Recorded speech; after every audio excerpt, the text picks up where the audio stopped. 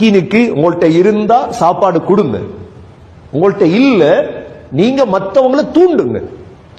மூன்றாவது கெட்ட பழக்கம் وَلَا يَحُضُّ عَلَى طَعَامِ الْمِسْكِينِ மிஸ்கீன்களுக்கு சாப்பாடு கொடுக்கும்படி தூண்டவும் மாட்டார்கள்.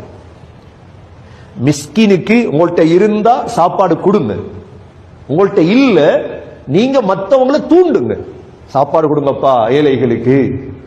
இது சாப்பாடு கொடுப்பது ஒரு நன்மையான காரியம், சாப்பாடு கொடுக்கும்படி தூண்டுதல் ஒரு நன்மையான காரியம்.